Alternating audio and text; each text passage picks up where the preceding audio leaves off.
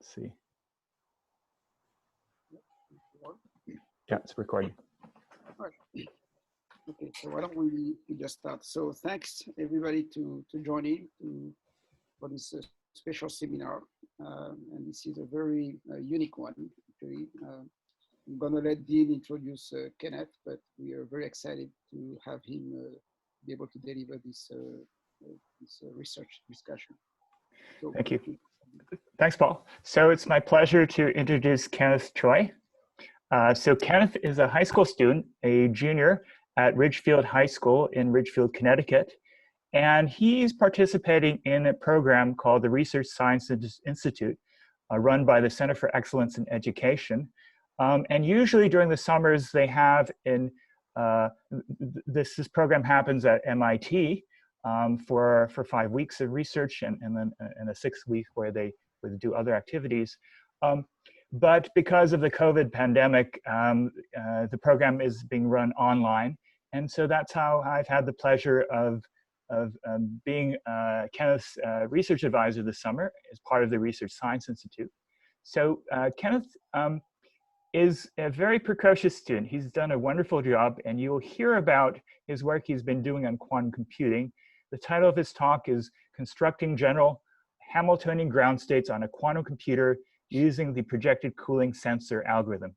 So go ahead, Kenneth. Yep. Okay, thank you for the introduction. Let me just put this in present mode. All right, great. So yes, I'll be talking on constructing general Hamiltonian ground states on a quantum computer using the projected cooling sensor algorithm. So the first key idea I'd like to introduce to you is that quantum information has the opportunity to hold exponentially more information than classical information.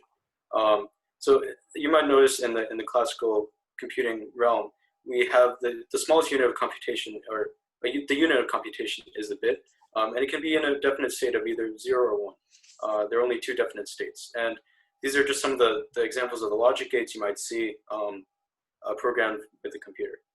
However, in the quantum paradigm, we have the unit of computation as a qubit. So essentially, what qubits are, they can be in a superposition of the states 0 and 1. Where alpha and beta are the amplitudes between 0 and 1. And essentially what this means is that qubit can have, there can be infinite number of qubits based on the combinations of 0 and 1. And as you can see, the quantum gates they look vastly different than the classical logic gates. So another idea is that information is contained in the wave function. So in quantum computing, we deal with wave functions. So this is called the block sphere. It essentially represents how there are infinite number of qubits that are projected onto the sphere. However, there are some common issues with quantum computing. First of all, there can be decoherence of the system, which essentially means there can be noise introduced to the system every time we pass the qubits through a gate. And for example, the fidelity of 2 qubit gates right now, the maximum fidelity we can achieve is 98% coherence. So when we have many 2 qubit gates, it gets really noisy, the system. Also, algorithms require many qubits, and this is an example of a many-body system, which I'll expound on later. And finally, the production and storing of qubits is relatively hard. And we still have to engineer we have a lot of engineering challenges. So there are a lot of potential applications of quantum computing. First of all, in nuclear physics, we can examine the structure of atomic nuclei. For example, finding the ground state of this nucleus. Also in electronics, we can find the properties of atoms, molecules, and bulk materials. Here are some examples of p orbitals or fp orbitals. And then also we can apply quantum computing obviously to computer science with NP-hard problems. And this is one major example of the Ising spin glass, where on the lattice the spins of the electrons are randomized, and we're trying to find the ground state of the system. And finally, we can use quantum computing to find the ground state of electrons in the superconductor, where this is a lattice of superconducting material and electrons are scattered throughout. So what I'm working on is a quantum many-body problem, which essentially is trying to find the ground state of a quantum Hamiltonian. So there are a couple of methods that I want to talk about before getting into mine. First of all, variational methods essentially is on the principle that the lowest energy of the system, or all the energies of the system, will be greater than or equal to the lowest energy of the system. And essentially what we do in variational methods is we have an initial guess for the ground state, and then over time we can optimize our parameters, and then we will slowly but surely, or just slowly, we won't surely get there, but we will minimize energy. And then the adiabatic evolution algorithm, essentially what we're doing is evolving a simple Hamiltonian very slowly to the Hamiltonian that we want, and the ground state won't change, and we can measure it later. And then the projected cooling algorithm, I'll explain right now, and then the projected cooling sensor algorithm is the one I created with my mentor. So briefly before the projected cooling algorithm, this is just a review for the ground state wave function. Essentially, the wave function is a linear superposition of all these orthogonal states, and we can use this wave function to define this equation where H is the system Hamiltonian, which describes the system, and then E are the energy values corresponding to the wave function. So there are multiple wave functions for the system and multiple energies corresponding to those. And then the problem that we're trying to solve is trying to find the ground state. So essentially the ground state is a wave function corresponding to the minimum energy. As you can see on this energy band, the red represents the band that's lowest energy, and that corresponds to the ground state. So what my mentor, Dr. Lee, and his research group created was the projected cooling algorithm. So essentially they defined this Hamiltonian on the circular lattice and perform time evolution on the system. So essentially what this Hamiltonian is doing, A dagger is a creation operator and A is an annihilation operator. It essentially is moving a particle across the lattice sites. So it's creating a particle at n and then annihilating n+1, then n-1, then this is a scaling factor. And then performing time evolution. And over time, the wave packet will disperse. And one special thing about the circular lattice is that it has spatial and time translational symmetry, so we don't need to keep changing the Hamiltonian. The Hamiltonian is constant, and the energy values still correspond to the states we want. And this is an example of the projected cooling algorithm where there's a potential at the origin, or the initial site. And as you can see, over time, the excited states are dispersed away from the origin, and only the ground state stays at the initial site, and we can measure this ground state at the initial site. So there is one problem with projected cooling algorithm that I focus on, is that it's limited to calculating localized states. So as you can see here, this is the exact wave function, and this is a projected cooling wave function for the ground states, and it accurately reconstructs the ground state. However, the peak is localized, so that means it can only calculate localized states. So what I decided, or what my mentor and I decided to create was a projected cooling sensor algorithm.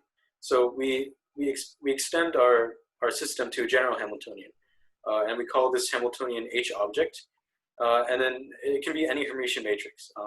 That's our general algorithm. And the ground state does not necessarily need to be localized like it had to be for the projected cooling algorithm. It can be uniform or continuum states.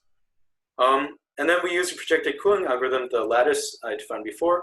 We can use it as a quantum sensor for the object Hamiltonian. And then we couple the object Hamiltonian H object to the 1D lattice, and then we just call it the reservoir now.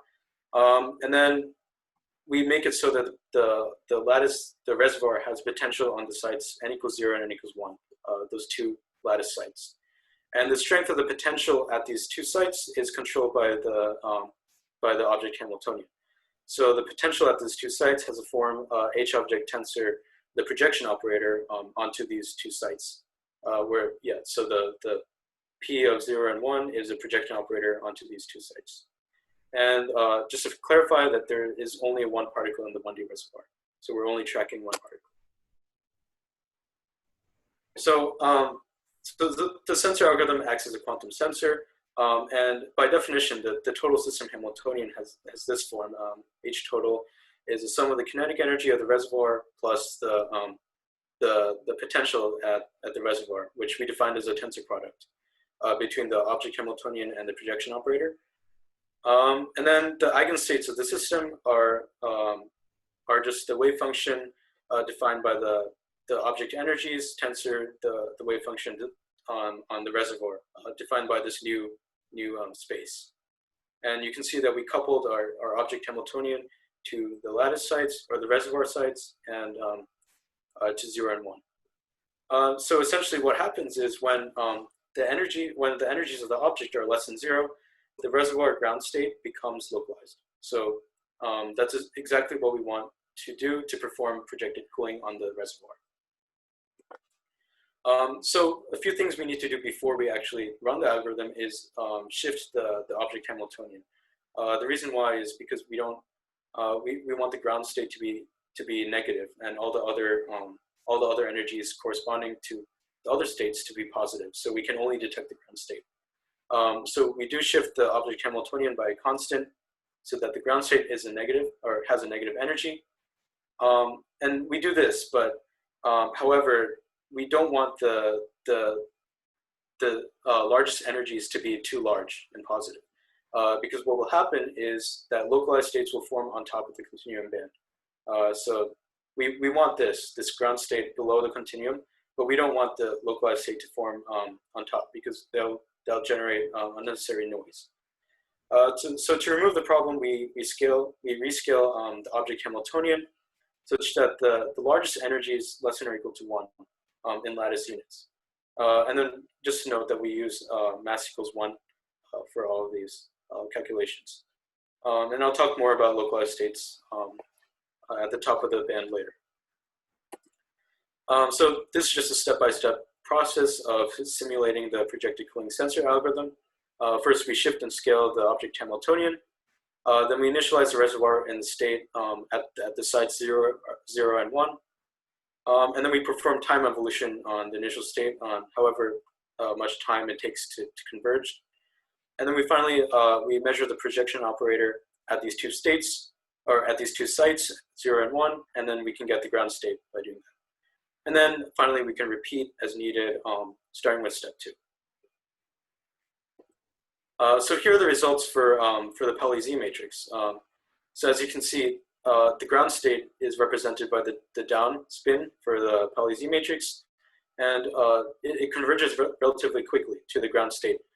It actually converges around like this time, where my cursor is. And the overlap between the exact ground state and the ground state we obtained by the sensor algorithm is actually 1. So that means the error is less than 0.0001, which is really good for a short period of time. And then here the results are for an arbitrary 2x2 Hermitian matrix. In this arbitrary matrix, the ground state is a linear combination of the states 1 and 2. So that's why both states converge relatively quickly. And again, at the end of this algorithm, the overlap is 1. And so the error is less than 0.0001. And then to run it, the sensor algorithm more optimally, we can restart the projected cooling algorithm multiple times. So we can rerun it however many times we want. And the motivation behind doing this is that the continuum state probability at the initial position, it decays at a rate of 1/t. So essentially, as the runtime increases, the rate that our continuum states leave the initial position is proportional to 1/t. So as the time increases, the rate decreases. So the rate of convergence to the exact ground state will decrease. So essentially what we can do is we can run the projected cooling sensor algorithm multiple times with shorter time durations than one run. And then we can use the final state of each previous run as the initial state of the next run. And this way we can converge with multiple algorithms or multiple runs. And we can also choose a shift value for the object Hamiltonian, such as the bottom, so that the bottom quarter of the spectrum has a negative energy. And what this will do is essentially the ground state will still produce the highest peak, because it has the lowest energy, as you can see, the blue peak. However, if we add ground states, if we add more ground states, essentially what will happen is when we actually run it on a quantum computer, the ground state will be more defined. We will be more sure to find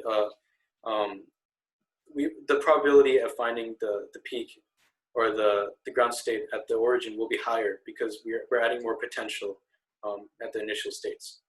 So, and this can only work with multiple runs. So with each restart, basically the fraction of the wave function in the ground state at the initial site will grow exponentially compared to that the excited states. And then I'd like to briefly touch upon what we can do for a quantum circuit when we actually simulate this in a quantum computer. So the reason why we couple to site 0 and 1, not just 0, is to block the coupling of high momentum states in the reservoir with the momentum centered at pi lattice units. So when the momentum is pi, essentially we're at the top of the spectrum, and in order to remove the localized state that forms on top of the spectrum, like so here, we need to couple both 0 and 1 there. Yeah, and then we can define this unitary gate in the quantum computation. So we can apply this unitary gate first, and then once we're at the site 0, we can couple the system and then apply the conjugate transpose of the unitary gate. And then after that, after coupling the system, we can run the projected cooling algorithm on the reservoir and then repeat as necessary. So this is just a diagram of what the projected cooling sensor algorithm would look like on a quantum computer. And these are the results for multiple runs. So for 30 iterations, you can see the log error as each iteration goes by, it decreases at a linear rate. So this means that for every iteration, the error that we get decreases at an exponential rate, which is very significant.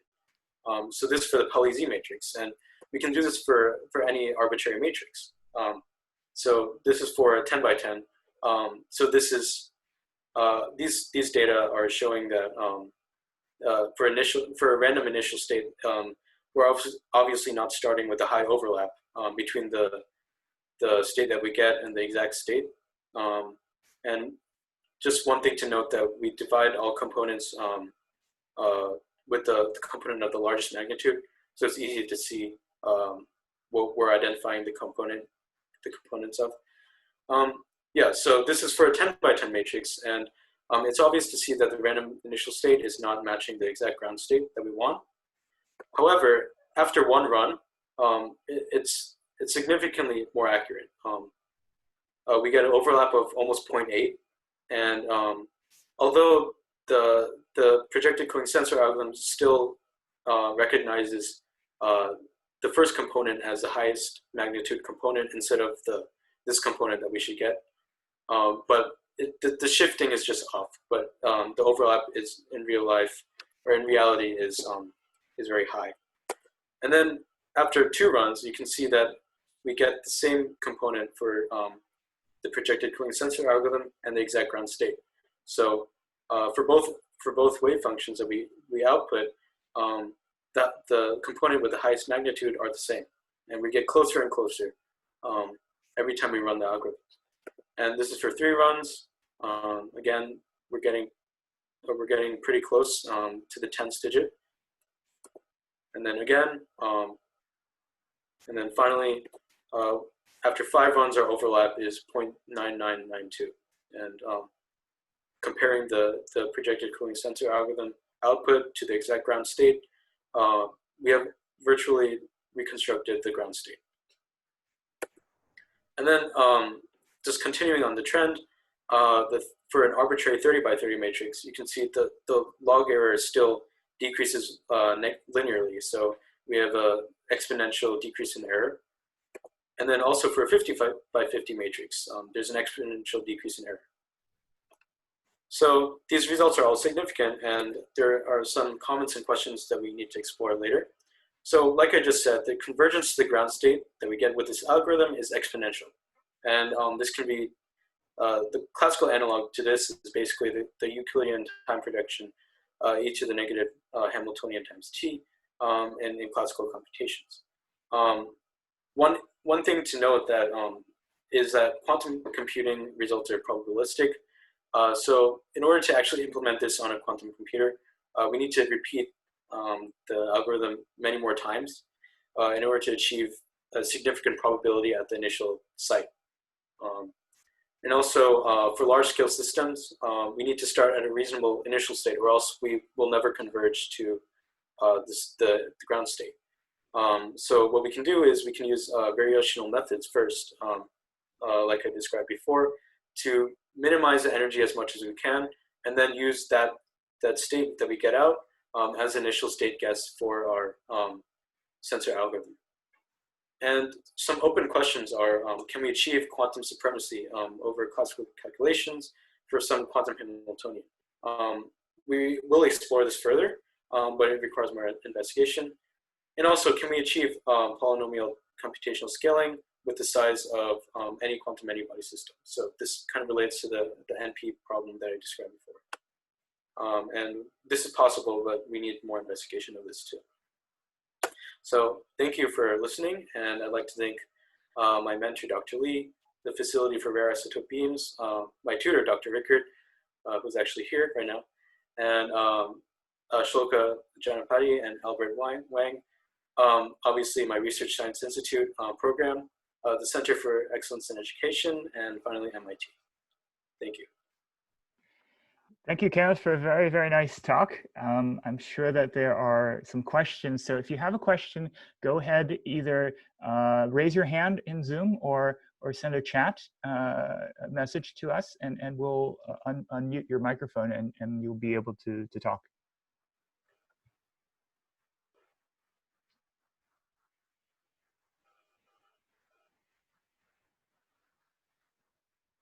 Okay, Roland, you have a question, so I'll allow you to talk. Go ahead. Hi, yeah, thanks for the talk.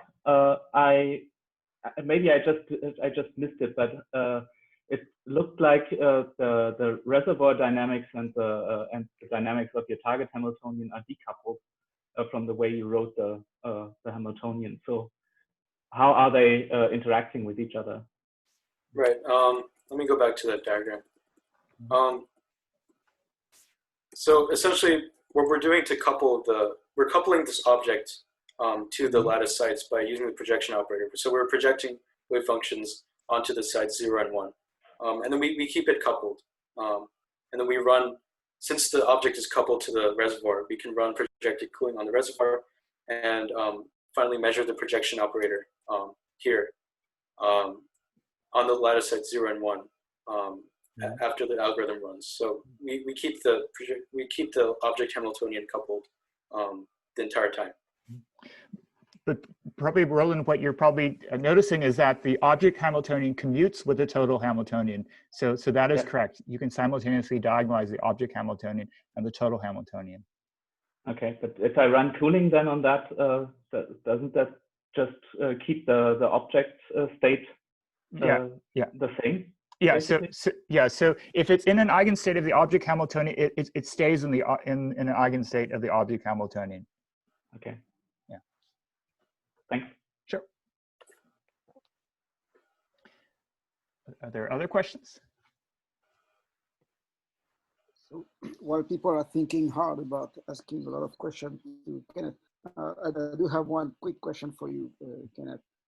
I'm curious, I mean, this is a very high level project. So I'm curious as a high school student, what did you contribute in this project? Did you run code? Did you actually do some calculations? Yeah, if you can be a little bit more details, I'm curious to hear what you have done.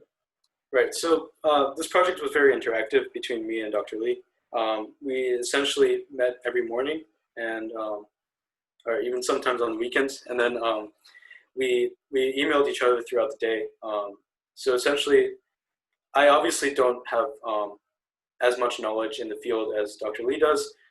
So I consulted in him and we came up with ideas together, but he he obviously knew much more about it.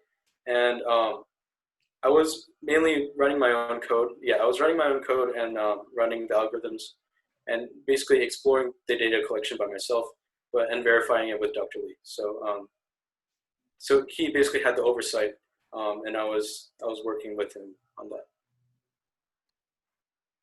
Thank you. Yeah, I have to admit, Kenneth was very impressive. Whatever he didn't know already, he figured out. So he was quite good at that. Kind of got that sense. Mm-hmm. All right. Are there any other questions?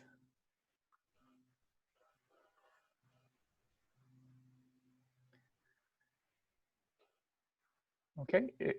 Okay. There's a question from Jenny Sindova. I will unmute her so that she can allowed to talk. So Jenny, you can read out your question that you put into chat. Okay, thank you, Dean. Sure, thank sure. you. Very impressive so far. And as always, I'm asking my student, what was the biggest challenge they managed to overcome and they are the most proud of? Right. I think that the biggest challenge, it's been from the beginning that, like as Paul mentioned, that it's a high level project. And I had experience in quantum computation before, like pseudo quantum computation, but I never really dealt with like the physics part. So learning the material, I was lucky enough to match with my mentor very early on in May. So I had time to read textbooks and get information, but it's still a challenge working in the field because I haven't had as much exposure. But I love the challenges, and I keep like that's what I'm most proud of doing this project, essentially. Thank you. Thank you. Thanks, Jenny. Good luck with the next. Thanks. All right. Are there other questions?